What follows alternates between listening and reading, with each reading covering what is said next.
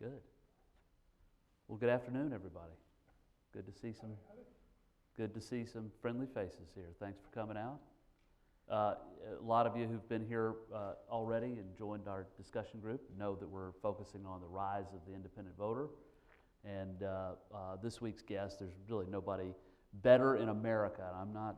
That's not a hyperbole to talk about the rise of the independent voter, because Chad Peace has been a part of a lot of independent projects and some campaigns and all sorts of fun things that we get to talk about today. But let me do a little quick introduction of Chad so everybody knows who he is. Chad Peace is the founder and president of IVC Media, is a nationally recognized leader in election law and voter rights. He's also a partner at the law firm of Peace and Shea and legal strategist for the Independent Voter Project. He's also a founding board member of the National Association of Nonpartisan Reformers. Under Chad's leadership, IVC Media has grown into a uniquely nonpartisan digital consulting firm for political causes and candidates, and has won Golden Poly and Reed Awards for excellence in a number of digital media campaigns. Chad was recognized by the AAPC as a 40 under 40 industry professional to watch, and honored with the 17th Annual Anti-Corruption Award by the New York Independence Clubs in 2017. IVC Media is best known for conducting the voter education effort for California's nonpartisan Top 2 primary initiative and drafting Rand Paul for Senate in 2010. IVC also shattered third-party online fundraising records by raising more than $10 billion from 200,000 individuals for Gary Johnson in 2016. As an attorney for the Independent Voter Project, Chad is a nationally recognized expert in election law. He earned his law degree from the University of San Diego, where he was president of the International Arbitration Team. He was born and raised in San Diego, and he maintains a home there in North Park, and he regularly travels to Sacramento and Washington, D.C. Welcome, Chad Peace. So I teed this up that, yeah, you got it all. Yeah, yeah, well, we can go on. No, so you've been at this for a while, and you're still a young guy, but you started in the independent space at an early age, and clearly with some of this stuff. You want to talk about how you got into this? Sure. Well, everybody's story about how they got where they are, depends on where you start that story. So you can go back. I grew up in a political household, where I had a father who was in the legislature, was kind of known for not exactly being the party line type of guy. He was a Democrat who represented one of the most conservative districts in the country for a Democrat. So all of my friends and their parents, they were all Republicans, and I'd hear all the time, "Your dad's the only guy that my parents would vote for that's a Democrat." And my mother comes from a long line of very proud Republicans. So you can imagine the dinner table conversations from the time I could understand that they were talking about politics were always contentious. And that's, I think, kind of what early on formulated my perspective, is that you can disagree with each other. You can disagree with each other passionately and still have dinner together. You can still plan things together. You can still do a lot of things together and support each other. So I think that was the early perspective that framed what I did later and got into politics. So having gone through high school and college and been around politics and just seen what it does to good people, I swore I wouldn't get into politics. I didn't want to have anything to do with politics. I went into commercial real estate, was doing too well for the age I was, frankly. Didn't appreciate what a good job I had and good career path I was going. And then I think the next stage of the story is what I call my crazy Ron Paul days. I was sitting in my office, and my friend kept sending me these YouTube videos.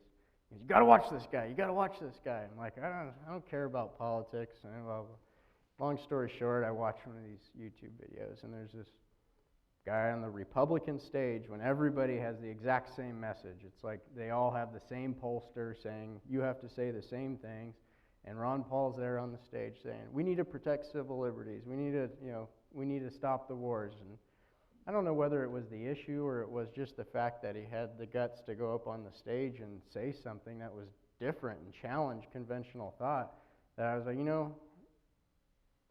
got to get out there and support this guy. I'm a young guy, I don't have a wife, I don't have kids, and made the first what could be characterized as either a bad or a good decision, depending on how you look at it. And we went out and met with a bunch of other people online on the internet where his traction really came from, and was involved with, you know, the people all over the country that had nothing to do with his campaign of raising a whole lot of money for him. From that experience, we then drafted Rand Paul to run for U.S. Senate, since Ron Paul obviously didn't win for president. That was obviously successful, and I think, you know, whatever your ideology is, I think you can characterize Rand Paul as an independent voice in the Senate on many issues. After that, realized, well, there's not really a marketplace to make a living in this space of whatever business it is I'm running, and went back to law school. And in that stage, I think during law school is where I really focused on not the ideological reasons we may have a grievance with our government, but really what are the systemic problems, and at its grounding. You know, why are people feeling like their representatives don't ever represent them? So I took every law of democracy class that I could, and really just started thinking about the history and the body of law within the context of, you know, we've been fighting for voter rights and better representation for a long time, but what is it today that's different? What's the issue of today? Coincidentally, during that experience in law school, I was approached by the Independent Voter Project, and full disclosure, my father was a former board member, and they said, hey, you know all that stuff you did for Rand and Ron Paul? Could you do that for election reform? And at this time, you know, you want us to do that for election reform? Nobody knows what election reform is. Yeah. And long story short, this is going to be a long process, but you know, the Cliff Notes version is, we said, well, every other political consultant was saying, go out and send a bunch of mailers to people's houses, or go run a bunch of some TV ads with this limited money you have in a gigantic state. And we said, hey, you know, on the internet, you can spend $1 and reach, like, remember, this is 2009 dollars, so you think your dollars go far on the internet now. Yeah. 2009, so you can spend $1 and we can reach thousands of people. And so we did the voter education effort. We never actually ran any campaign to support the nonpartisan primary. We just informed people what it was. In that election, you know, just like everybody else likes to take credit for success and not take credit for failure, I mean, we were part of the team that was, I think, created a successful overall campaign for the nonpartisan primary, and independent voter turnout increased by almost 500,000 voters that year in California. I don't think that's unrelated to why Proposition 14 passed. So that's kind of my first step into this space, and since that time it's opened up a lot of doors, and I've got to meet a lot of people, and it's reinforced my real belief at its core that fixing the system has nothing to do with your ideological tendencies, the things you think about on particular issues. It's about people that want to have a fair umpire in the game of, if you want to characterize democracy as a game, politics certainly can be, of having a fair umpire and making sure that everybody, whether you're a voter or a candidate, is treated the same. You were involved in the top two primary ballot measure in nonpartisan way. Talk a little bit about that experience and what you learned from that, outcomes and maybe some lessons learned. I think the biggest thing you learn, one, is don't accept conventional wisdom. Like you said, I was a young 20-something-year-old kid, and I don't have, certainly still today, don't have close to all the answers, but, you know, and still to this day, there's consultants that say, you know, internet doesn't work, you have to, you know, send a bunch of pieces of paper to people's houses that immediately get transferred into the trash, and you have to, you know, do only TV or this and that. And I'm not saying there's not a value of mail, or there's not a value of TV, but we just rejecting the conventional thought that this is how you ought to do it. The other thing I really learned is that, especially in politics, and I don't know if it's because it's the business of politics, there's really only one payoff, and that's every 2 years that there's an election, unlike a business where you can find out, you know, did we sell more shirts tomorrow? You know, maybe we ought to do something different. It's that there seems to be a learning curve that goes very slowly, and it's just witnessing that, you know, why are all of these consultants or all of these people looking at politics thinking of it exactly the same way, and why isn't anybody afraid to challenge conventional wisdom? So in top two, it was the conventional wisdom was actually that it shouldn't be on the primary election ballot. Why would it be on the primary election ballot? That's when the most Republicans and Democrats come out. We challenge the conventional wisdom that says you only talk to high propensity voters because they're the ones that are likely to come out. It was a really simple premise, and it worked, and said, well, maybe if you gave people who aren't high propensity voters a reason to vote, well, maybe you can skew turnout and you can win. Mm-hmm. And so that's one thing I learned, is that you always second guess yourself when all the experts are in a different box, but that sometimes don't second guess yourself and go with your gut. And the other thing I've learned since Top 2 really is that still to this day, if you look at a lot of the academics, the political scientists, and all of them, they talk about Top 2, and it hasn't had the effect because there's still the same amount of Democrats and Republicans. And this was all about moderation or something. Well, Top 2 was about something more fundamentally different than that, and it's still to this day, I don't think, is the general wisdom when people talk about it. Under an old system, for those of you not familiar with California's system, a traditional system like you have in Kansas, you have a closed primary. The purpose of that primary is to elect a nominee who represents the party, right? So our belief is if you're going to have a system that represents people, which is the foundation of democracy, in my opinion, that the building blocks ought to be people. So how could the first stage of the election, funded by taxpayers, administered by the government, serve the private purpose of they're private corporations and political parties? And why would you exclude independents from the process? Why won't you let independent candidates run? And is that not maybe have something to do with why at the end of the day you get representatives that seem to represent their party more than the people? So fundamentally, Top 2 wasn't about any of those things. It was about making the rules fair for voters, regardless of their party affiliation, whether they're Republicans, Democrats, Independents, or anything else, and saying, you know what, this first stage, this important stage of our public process ought to serve everybody, and everybody ought to have the exact equally meaningful vote. You're seeing it pop up all around the country now with things like gerrymander reform, right. And it goes to the same argument that elections should belong to voters and not to the parties. Right. What happened? Why is it all happening right now? Why are these movements in flux? I can give the optimistic side, which there is reason for optimism, but also what I would call the cynic side of me, is I think a lot of the arguments over gerrymandering right now are they're not misguided, and I think they're an important part of the advancement of the legal arguments. But right now they're all within the context of, well, this is unfair because it benefits the competition between the Democratic and Republican Party, right? And there's true to an extent. We should have competition between the Republican Party and the Democratic Party. But the conversation that's not really happening yet is why are we having this debate over gerrymandering in the first place? It's because the Republican and Democratic parties have made the competition between themselves. And why not give them more competition with everybody, not just them? And I think that's the next stage. So, side note, if you had nonpartisan primaries, would gerrymandering be a big deal? You fought this out in the courts a little bit too, and you want to talk about your experience in New Jersey? Well, yes, it's similar. In New Jersey, it's what we call an issue-setting case. That's an excuse for somebody who loses a lawsuit. But in all seriousness, we didn't expect to win our lawsuit. We're going out there and making an argument that we thought was really highlighted the issue of voter rights at the end of the day.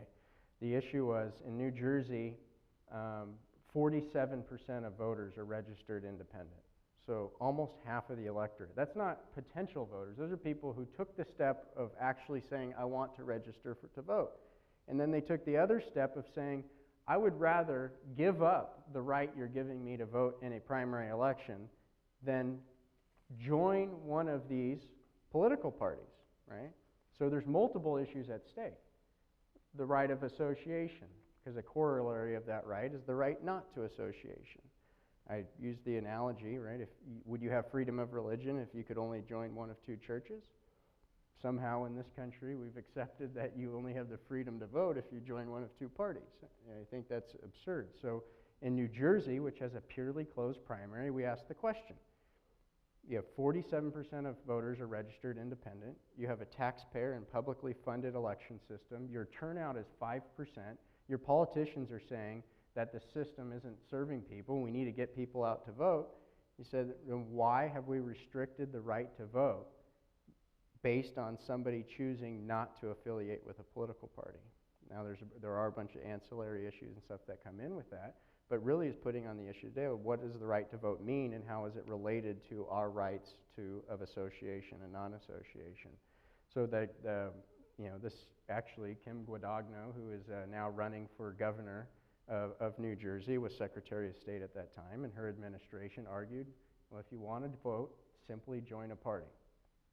That's literally was their defense. That defense has held up as it stands in the Third Circuit. I kid you not, the opinion of the Third Circuit Court of the United States is you have the fundamental right to vote. That's been recognized by the courts. However, in the primary, the New Jersey has put qualifications on that right to vote. And you qualify for your right to vote when you join a political party. So for anybody who thinks that our lawsuit is crazy or so esoteric or it's out there, he says, ask yourself a simple question. What is a fundamental right? And is it not absurd that you can qualify, a state could qualify a right by forcing you to give up another fundamental right that you have to not join something? But that is the state of the law right now. That's the issue set in case, and that's the issue that we would like to continue to attack, and it's a long fight. Is there a better circuit? You Probably. fight it somewhere? So what's next? Where else do you then do another test case to help this along, to help the argument along? Well, there's a lot of factors that go into, where are you going to file a case and when are you going to do it, right? Preferably you want to attach it to something that there's a public dialogue going on and that there's a reason for voters, because I view the lawsuit as much of a legal battle as it is a voter education battle, and getting people to understand. I think a lot of people, if they just knew the facts, a lot of times I go into high schools and I'll say, who are the two most powerful private corporations in the country? Amazon, the Koch brothers, this or that. And you say, well, no, the Republican and Democratic parties are private corporations. And I'm not anti-party or anti-corporation or anything else. But that's just talk about facts these days. That's just a fact, and that's what it is. And when you know that, you look at the rules differently, and you look at the playing field differently. So to actually address your question, I'm not sure exactly where it's next. I actually have, probably shouldn't be saying this publicly, I have drafted a lawsuit right back in California, because you may say, why are you going back there? You just passed a nonpartisan primary. Well, our presidential primaries are still under the old system because they're two totally distinct elections. And under the California state constitution, it says we're supposed to have an open presidential primary. We actually conduct a semi-closed primary. And that may sound wonky and weird, but there's a huge consequence. And the people you can ask about that are the Bernie Sanders supporters, because they understand the political consequence of that distinction. The reason it hasn't been remedied is because the powers that be, I think at a national level, don't want to remedy the way it works. And so one of the ways we may be able to force the remedy is to bring it to the courts. So whether we do it there or we find the circumstances in another state, we will do it. We will do it soon, but it's a matter of resources and time, and we're not going to go into a court until we're ready and that we can fight it, and we can fight it well. And the political parties have no interest in seeing your success on this? No, but it's also an interesting question when you say the political party, because there's lots of factors within the political party. I actually get attacked sometimes by some third-party supporters and even independents, because they think I'm a party appeaser or something. But I actually genuinely believe if you have a system where voters you're more held accountable to the voters, that the parties will actually become stronger. And that I think the parties have only been weakened because if you measure a party's strength by the amount of people it represents, I think they are weaker than ever. But if you force accountability across a broader group of voters and you make all voters matter at every stage of the public election process, you could actually strengthen the parties because there'll be bigger tents and there'll be candidates that have more nuanced positions and aren't so, hardline ideologues. But to your question, whether the parties oppose it, yeah, I think the people that control the strings on the party and that have most of the power in the party, I think see a threat to there. But I think there are people, even those in power in both parties, that understand that they really shouldn't be opposing the types of things that we're due, because they do see it in their long-term self-interest to like open up their tent and be more responsive. Yeah, wouldn't that be the market solution for these parties? Can't they read and see their own registration numbers dropping? You would think they would want to try to start to expand their audience and expand their customer base, but they seem to be doing exactly the opposite. I always have the great discussion with my conservative friends that believe and talk about competition so much and how the value of competition. I see competition everywhere except in politics, and somehow the competition of ideas is better when you have rules that are different for some people and others. So I do believe that the competition of ideas and electoral competition leads to better outcomes. And then to my Democratic friends, they're the easy ones, I think. So not everybody gets the right to vote, huh? Let's talk about IVP a little bit more. One of my favorite projects of IVP is IVN, and maybe you can talk a little bit about where that came about and what it is first for folks who don't know, but then how it's turned into this really important communication tool. So we actually started IVN back when we did the top 2 primary in California, because there was nobody else that would talk about these issues, and we knew the learning curve to get a journalist to understand these issues, and then fighting the major public relations dollars and connections that their opponents all had with the press was going to be impossible. So let's create our own news outlet. So we created IVN.us, and at the time it was a little blog, and we posted just what it was. Why did it matter to independent voters? What would happen? We invited the opposition to post their own positions, right, and let them duke it out. But over the years, skip forward 9 years later today, it's really become a hub for, I think, the wonkies, people like us who are in this space, to post news and information, whether it's about ranked choice voting in Maine, or top 2 primary in California, or an independent candidate running somewhere challenging the rules. That it's a place where you can come and have a discussion where you shouldn't. We welcome people of different ideologies and different perspectives of why they came to this place to publish news and information and communicate with each other. And so obviously I think we all like to see it grow and advance further and inform more people, but it's been a significant news outlet and a significant mechanism for us to really educate more and more voters. And I think now we have about 500,000 engaged followers, like on Facebook, who are very active. And so when we have issues, whether it's a challenge to an election law or the debate rules or whatever it is, that we have an outlet that we can inform people and motivate them. It goes to the point of what's happened with our national politics and with the parties, that the parties have all these advantages over independents or nonpartisan voters, and with the candidates. The Democrats have their news outlets and the Republicans have their news outlets, and we have this terrible rift between America that we're not watching these other channels. We're not able to talk to each other, but IVN begins to address some of that. Well, we're trying to do that. I mean, we are, our little circle ourselves. It's a growing circle, and we're reaching more people. But I think one of the things that we do differently is we don't try to target people and push out news and information because it pulls on their ideological strings. Right. We genuinely try to put things out there that are responsive to maybe why these voters don't feel like they're connected to the political process or don't have good representation. But that goes way beyond just news. I mean, when you talk about election laws and you think about the hurdles of an independent candidate coming, I mean, there's everything. We've talked a lot about primary elections. Well, what about, and people talk about campaign finance. There's things like, for example, if you're running, even in a nonpartisan election, I'll take San Diego for an example because that's where I'm from. There's campaign limits on giving money to a candidate, and there's campaign and what you can do and what you can say, but who has an exemption? Political parties can do member communications with unreported campaign dollars, so they're allowed to send stuff out to their members.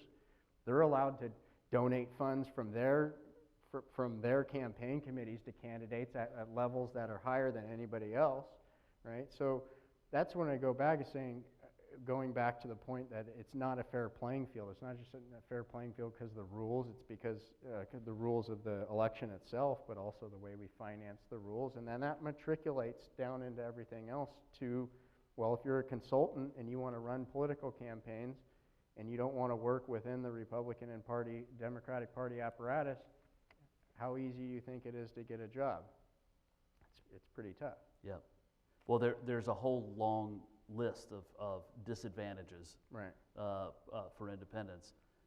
Will it drive then the creation of a third or fourth or fifth party, or do you think that people are going to stay independent? I don't know. I don't know what the answer is on that. I think, if you tend to say, I'm going to just start a third party, what are you just going to create another faction? I think without changing the rules at its foundation to spread the accountability, that we're destined to have this, hardline, ideological groups and factions that get together, to advance what they believe the right answer is. I think that, really two things from my perspective that it comes down to at the end of the day, I keep talking about accountability, is making candidates who run be more accountable to all voters, not just the people in their party. But it also comes down to, we have this idea of government, I think, that's pervasive, is that we're supposed to elect people that have all the answers and come and champion our perspective, and that winning is defeating the other perspectives. And what we don't have as a conversation in this country is about what the purpose of government is in the first place. Mm-hmm. If we all agreed with each other, we all had a winner, we either have a dictator, right, that just chooses all the answers, or we wouldn't need government because we would all be agreeable. The purpose of government is to elect people who understand things, hopefully at a little bit more sophisticated level, and are willing to sit down and work out the nuances and come to resolutions that allow us to live next to each other without shooting each other. Right. So for major independent candidates, mm-hmm. How do they build those same pieces that they need to be effective candidates? The advantages that the parties have, so they don't have the data, they don't have the staff, they don't have all those things. So how's that going to come together? I think it's hard, but I think some of the mechanisms are starting to come together. I mean, if you're a candidate, you're going out for, who am I going to hire as a consultant? Who am I going to hire to do my website? Who am I going to hire to get the data I need to go and go communicate with? Who am I going to hire to be as my pollster? Who am I going to hire to do media relations, right? These are all questions that the average voter doesn't and frankly shouldn't. Why would they be thinking about this day to day? But those are the actual hurdles that you have to go through if you actually want to run. And it's very difficult because every one of those vendors has long established experience, connections, expertise that give people that work within the current framework a significant advantage over anybody challenging them. Because of the challenges, I think, over the last 10 years or so, I think folks like you and I who have had an experience of working together on one thing or another have started to recognize the need for us to form those bonds and put together our own kind of institutions and say, hey, look, we may disagree on why we got here or this issue or that, but what we do agree on is we're all kind of in this long-term fight to have a more fair system. And so can we identify the people who are in this fight, who are willing to do the polling, who are willing to do the data, who are willing to do the web work and stuff, and can we create the business climate that you need? Because politics is also a business. You have to be able to survive and bring home food to your family if you're going to work in politics. To say, can we build the business conditions so that we can survive here, and that way we can mount more and more and more credible challenges as the years go on. Mm-hmm. I think we would both like that to be, have this be ready to, fire away tomorrow, but that it happens slowly. The relationships happen slowly. The trust that you build between each other happens slowly, but as it does, it starts happening a little faster and faster, and I like to think we're starting to see a little more of it right now. What are the big things on the horizon? What's happening in 2018 and then into 2020 that you see are important races to watch, ballot initiatives to pay attention to?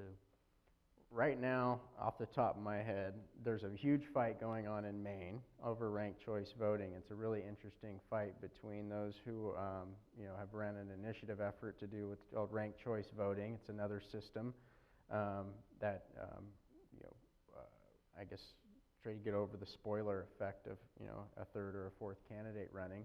You may want to explain what that is, just how it works. So if you go on the ballot, instead of just saying, here's the candidate I want, you say, here's my first choice, here's my second choice, here's my third. And if your candidate doesn't win, then your next choice comes up, right? So it's saying, a lot of people have a fear of voting for an independent or third candidate because they don't want to have the spoiler effect. Well, my vote's not going to matter, so I'm going to vote for the lesser of two evils. We've all heard that term. Ranked choice voting is one of the purposes of it is to get over that and allow people to vote for their real first choice without compromising their ability to actually affect the election. So that was passed by the people of Maine. The legislature then challenged it to the court. Then they put a delay on it through the legislature, and then the people went back and did a people's veto. And just recently, the voters just filed an injunction. I know that's a whole bunch real fast, but the point is, it's this really interesting battle between the legislature and people on the ground who are just doing the hard work to say, no, we're changing the system whether you like it or not. In the D.C. court, there's a challenge to the Commission on Presidential Debates.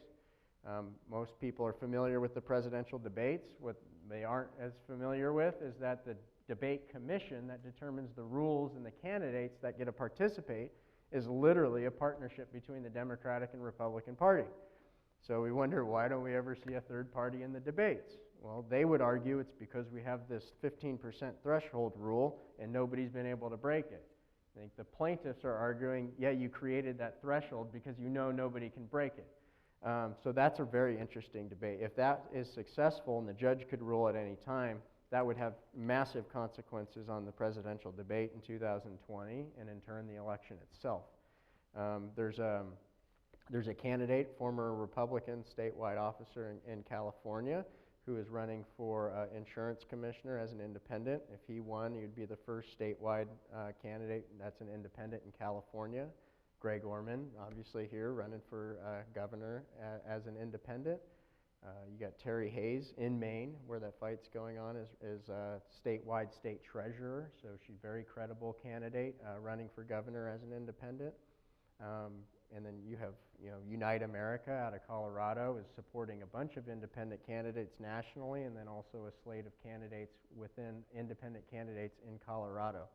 And then, as you know, you and I are part of the group that's putting together called the National Association of Nonpartisan Reformers to try to strategize how we can put some of these pieces together to mount more credible challenges. So. Yeah, maybe you want to talk a little bit more in full disclosure. Chad and I are both founding board members of the National Association of Nonpartisan Reformers, but speak to that a little bit, because I think it's really important for the movement. It's not going to be a brand for rank and file voters, but it's an important step in the independent nonpartisan space, because it's allowing for a roundtable of folks who are all in this reform movement. Well, I think the best way to articulate and explain kind of, both the importance, the hurdles, and then also why I think this organization can be successful is to give you an example of Fair Vote, who's ranked choice voting advocate, right? And if remember, I started talking about how we did the top 2 nonpartisan primary in California. Well, Independent Voter Project's board didn't like ranked choice voting. Ranked choice voting, they'd issue op-eds saying top 2 nonpartisan primary is the wrong thing to do, and blah, blah. So long story short, I think we finally got to the point and said, why are we arguing in a corner about these nuances that most people, don't care about, when actually in the long run we're trying to reach the exact same goal. And you know what? ranked choice voting might be the right thing in Maine right now, and top two might be the right thing in California, because it's all advancing the ball. And so it's them and it's us and it's 8 other organizations similarly situated in the space that said, look, we can't view this as a competition amongst ourselves to see who wins the debate in the corner. We need to view this as a long-term, big picture thing that's going to take a long time, and if we don't start sitting together and figuring out how we can work together and leverage our resources instead of wasting them fighting each other, then we're never going to be successful. And so I think we've overcome a very big hurdle getting to this place, and I'm very excited to see what comes out of it. But I can tell the spirit in the meetings is extraordinarily positive and high and cooperative, and so I can imagine that there'll be some successes there. Crystal ball time for 2020 and beyond. Do you see, are the parties going to heal themselves, or is this just going to get worse from a partisanship perspective and a polarized place in our elections and our leadership? Or will the independent movement or the nonpartisan space force these two parties to behave better? I don't know, but I think that, the independent, which I always qualify as a small I independent, could manifest itself within the Democratic Party, within the Republican Party, outside the party. I think that's where a lot of the voters are. They're tired of the partisanship. They want something different. I don't know where it will manifest. Every time I think the parties themselves could see the self-interest of doing something different, they go back and go back to the same consultants, I think, that only know one rule book, and they don't do it. But I don't know, is that a candidate that comes in from the outside? Is it a candidate that comes from within the party and just says, look, I'm going to do it differently?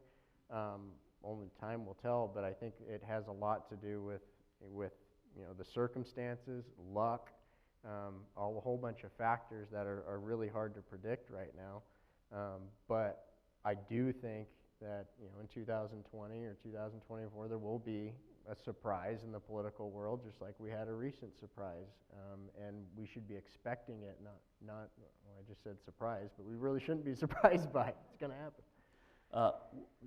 Going back to top two, what's the outcome been?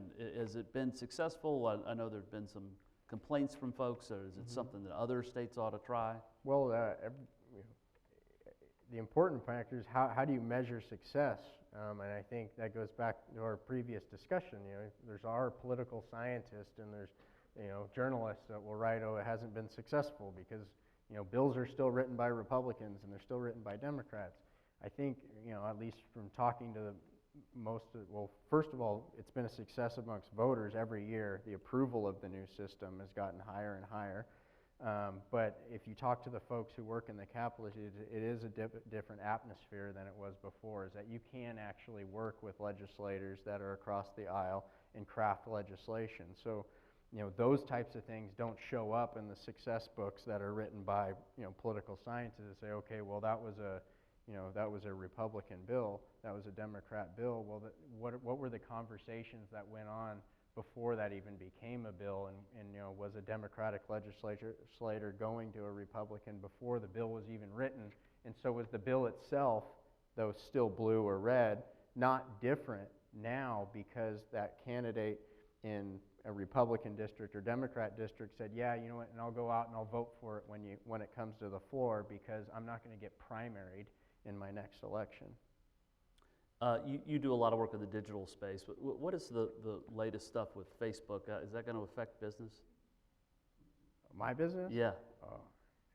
Does it change? I suppose it's going to be published. It'll affect my business because I'm working on the California Consumer Privacy Act. Yeah. So I'm running a campaign on privacy. I think it's larger. To be honest, I think maybe I shouldn't be saying it, but I think Facebook probably actually gets too much of a hard stick on this. It's a marketplace. It's a marketplace where there's an incentive and there's a competition that requires people to, the companies to compete to sell personal information and sell data. And so I think one of the things, that's the reason I'm saying Facebook gets unfairly treated, and goes back to the self-interest. Will the parties change? Will Facebook change? Well, yeah. you could argue that Facebook should embrace a privacy initiative that sets the rules of competition in a way where they can treat their customers and service the people that use their product better without having to, you know, go and do the things that they don't want to do in order to compete. What is a place like Kansas that has closed primaries and a pretty rigid, doesn't have initiative referenda, or initiative capability here? What is the state, reformers here, what would they do to try to crack open a closed primary system? File the lawsuit. Huh. Right? There's one in New Jersey, you just go copy the language and change a couple paragraphs and file it here. Is it that easy? Well, you got to find an attorney first.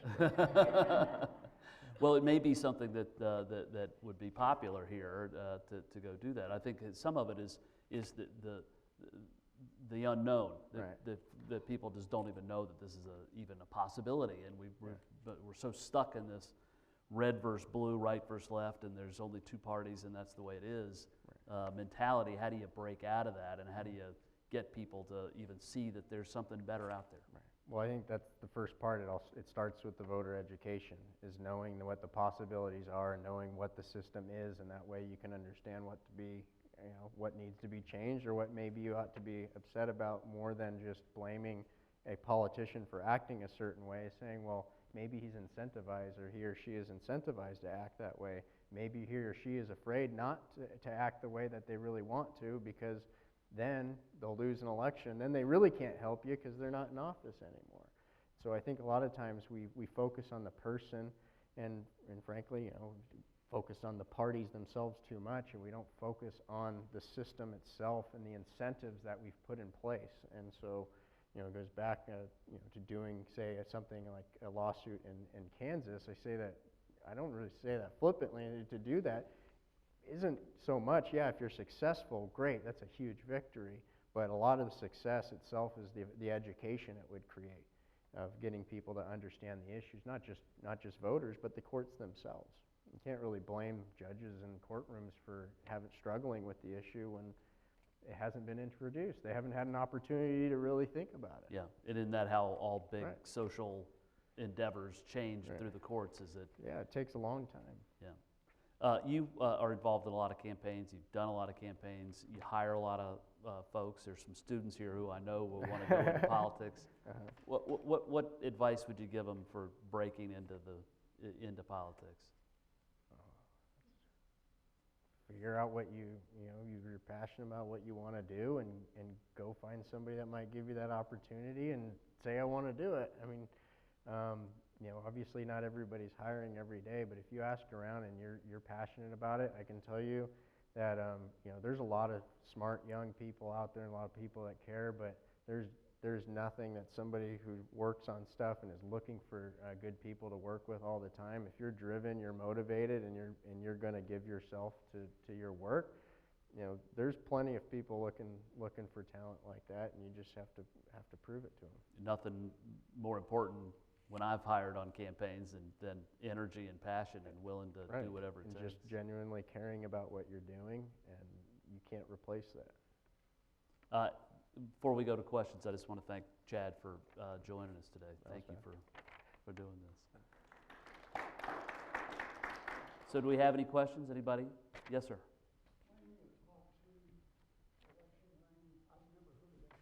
Okay. I didn't do a very good job of giving background. So Top 2 election it's called Top 2 Nonpartisan primary. So if most of us are familiar with a traditional primary, where the Republicans will have their primary, the Democrats will have theirs, and then the winners compete in the general election. That's a partisan-based system. So it means the fundamental purpose of the primaries themselves are not to elect representatives for everybody. They're elect nominees that represent the party on its ballot. Now, partisan-based systems are generally, you know, that's the conventional wisdom, is that the building blocks of democracy are, you know, started by gathering those people into political parties. One of the things that we've challenged with the Independent Voter Project is that notion, is saying, well, aren't the building blocks of democracy people before parties? And so Top 2 Nonpartisan primary is actually one election. It's not there is no Democratic primary, there is no Republican primary, there's one ballot. all candidates, regardless of party, are on the same ballot, and every voter, regardless of party, gets to vote.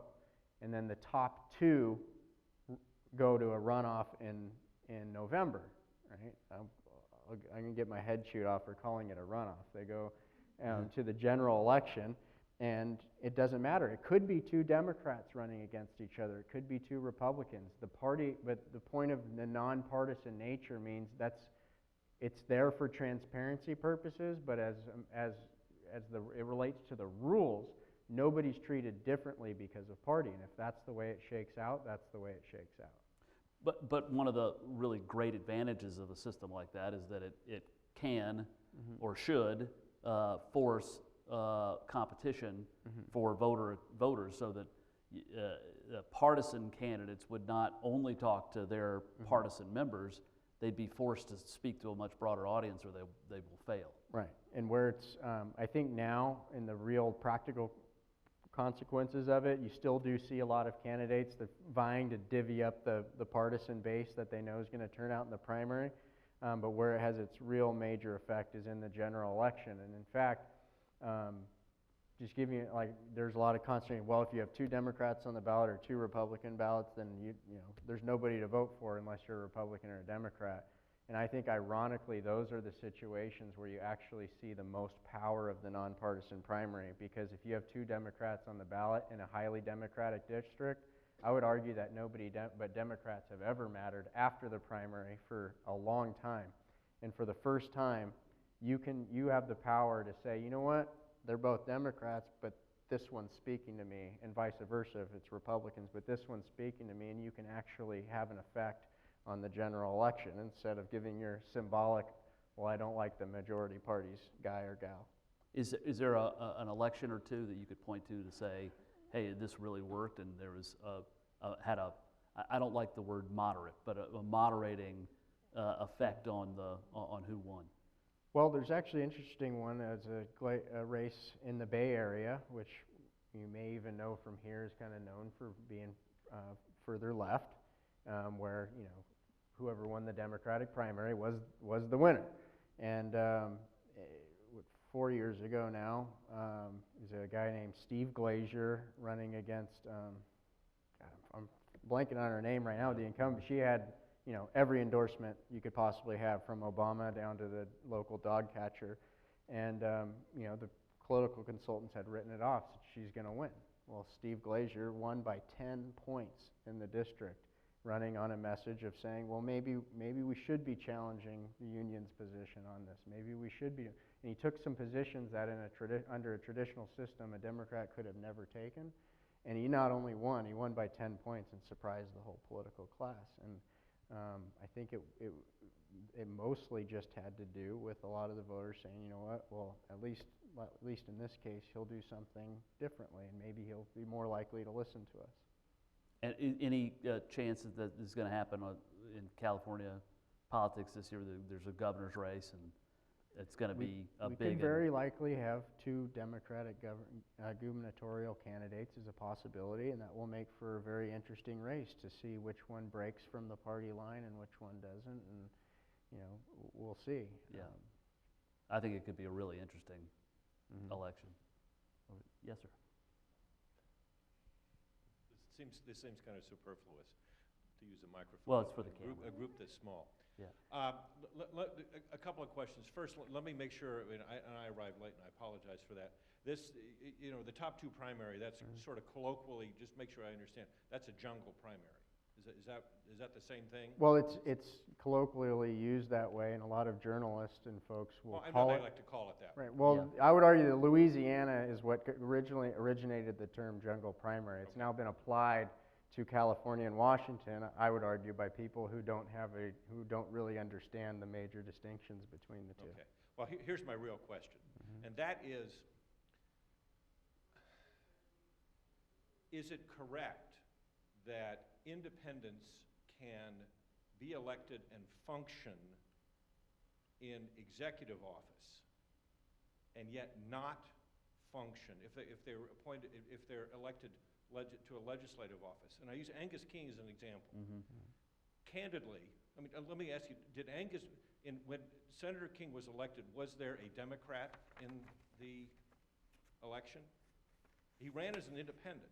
You know, Was there a Democratic I don't candidate? know. I don't know. I would posit, candidly, that in elections for legislative offices, that independents really don't run as independents. Because the first question they're always asked is, who will we organize with? Yeah. And in 2014, when Greg Orman ran in Kansas, the Democrats did everything they possibly could, eventually successfully, not to have a candidate. Yeah. And the first question was always, okay, Greg, and I know Greg, and Jim knows Greg, obviously, who are you going to organize with? And he did everything he possibly could not to answer the question. Yep. Senator King did the same thing. Bernie Sanders, who is nominally an independent, is not an independent. Right. We all know that. He is always organized with the Democrats. I'm not saying this is some sort of conspiracy. I'm just saying that is there a difference between an independent running for an executive position, like Jesse Ventura in Minnesota, who then functioned as an independent. Yep. Some people say functions as a nut. Yeah. And an independent running for a legislative job. Well, I'd say the first distinction you need to make is the distinction between an independent candidate and an independent voter, right? Is that I'm from the Independent Voter Project, right? And that first, I believe that elections and the system ought to serve voters, right? Candidates have to run in the system that's created.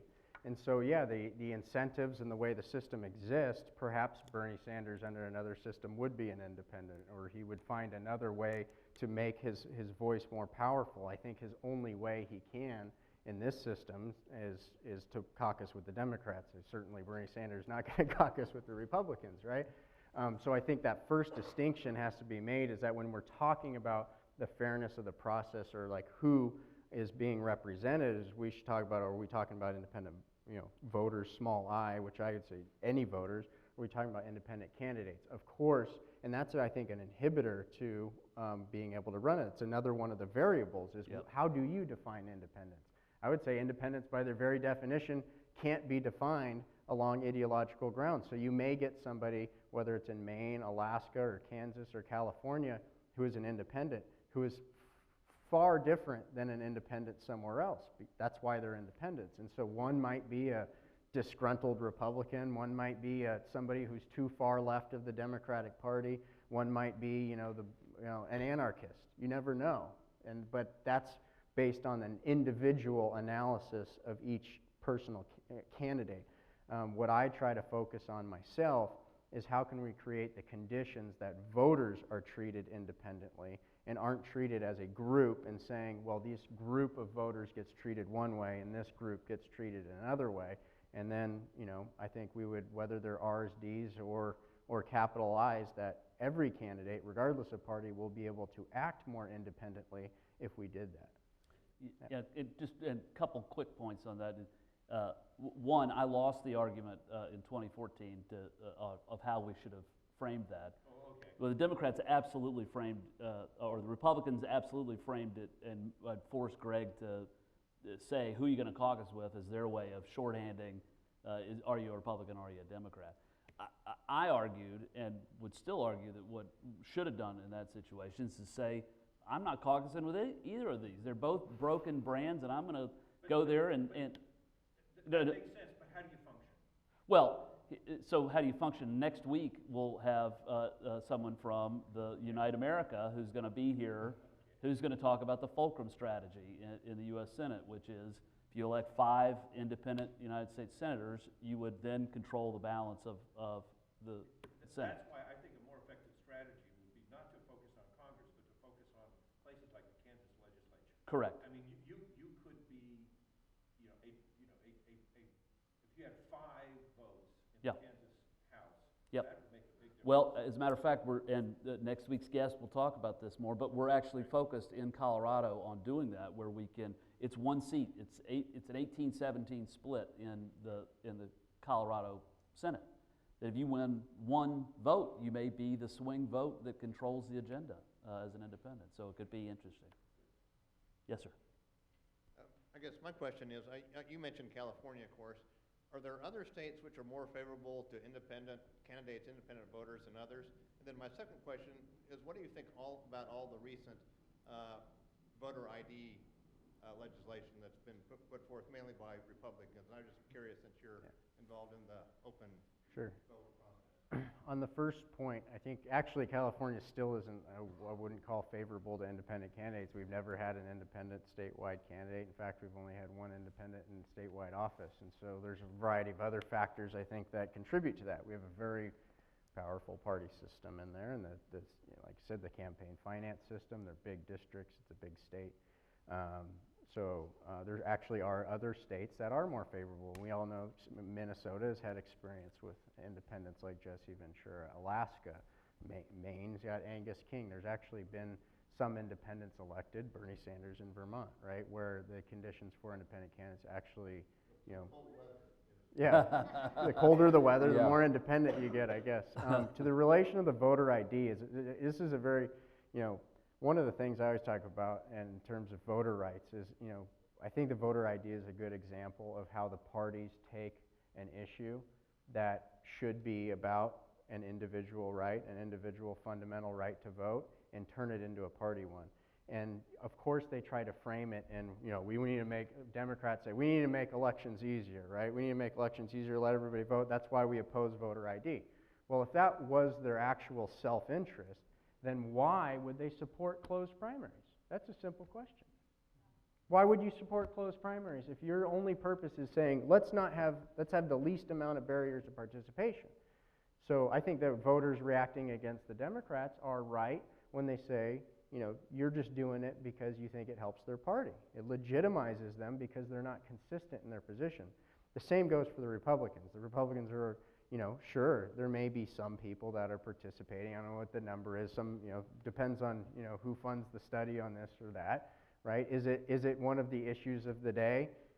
You know, I think it's becoming, it's made to be like it's a bigger problem by one side and, you know, a bigger inhibition on voting rights by the other, because the parties themselves see the self-interest in advancing those arguments, and that if we were really going to have an honest debate about voting rights, there are much bigger issues, like the fact that half of New Jersey's voting population gets excluded from the first stage of the primary simply by not joining a party. So I think, you know, I don't know if that answers your question directly, but Yeah, I mean, voter ID needs to be kind of self-serving on yeah, both sides, really. Yep. yeah.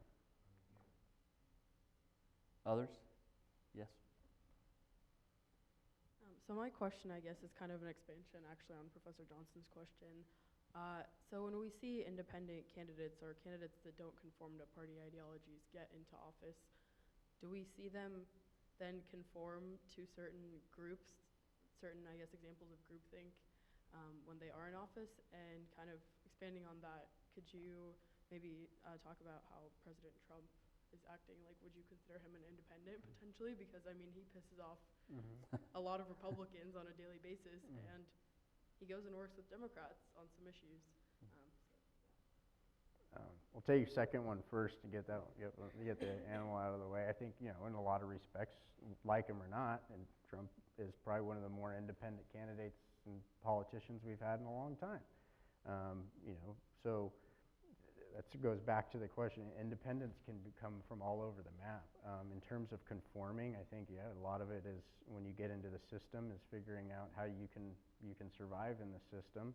You know, there are candidates in California, a young guy named Eric Swalwell who won by challenging the Democratic incumbent, and now he's a regular commentator on one of the news stations and pretty much talks just like any other good party Democrat would talk, right? You're not going to see him go outside the box, which frankly has kind of lets, I think, some folks down.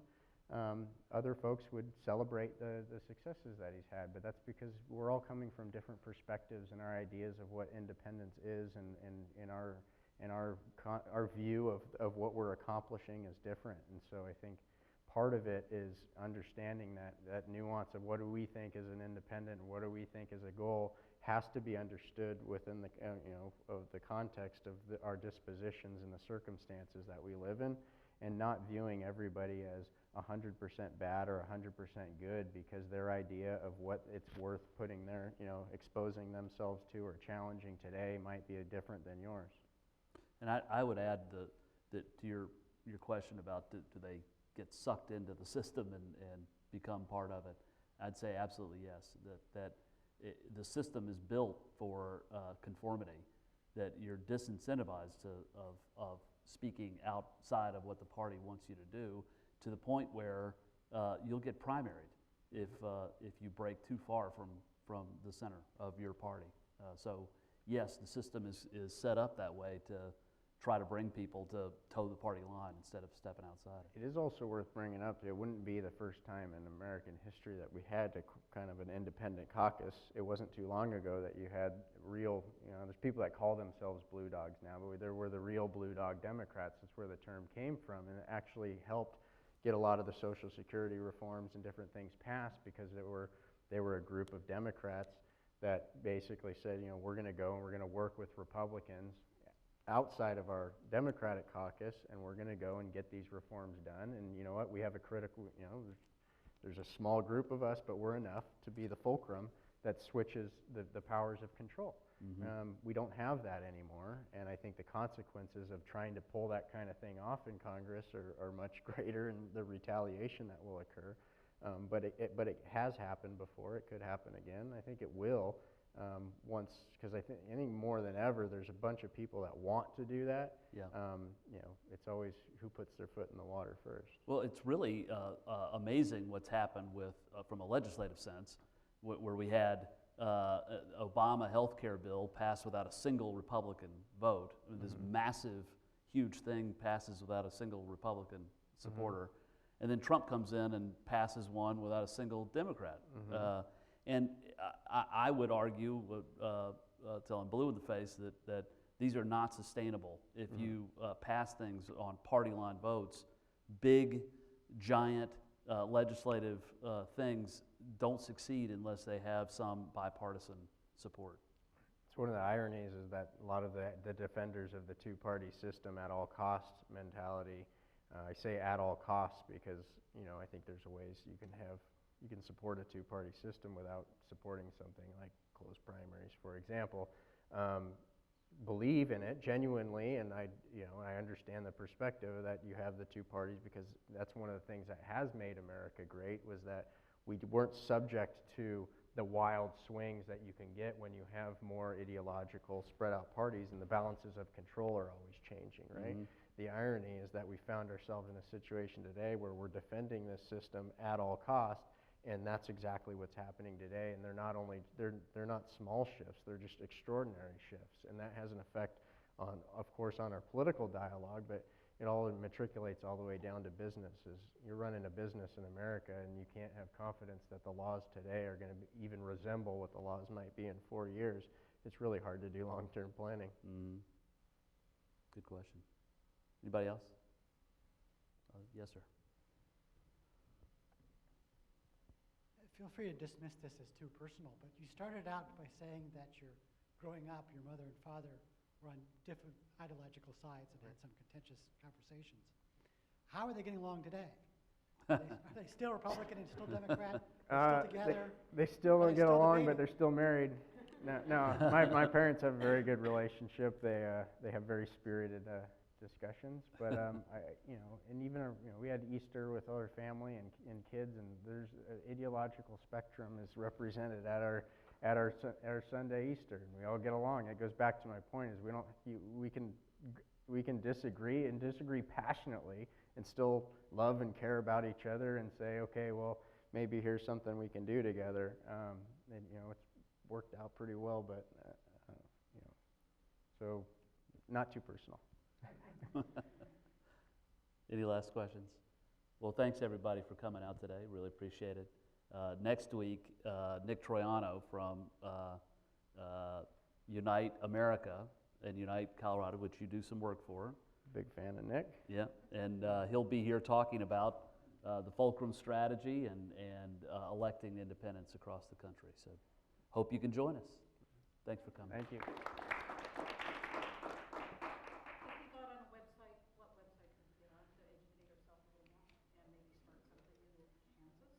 Oh, good. Well, you can start at the Reformers or at IVN. I'd go IVN. You can start, it's ivn.us. It's a good place to start. Seeing what's happening out there. Yeah. Great, thank you. Yeah, thank you.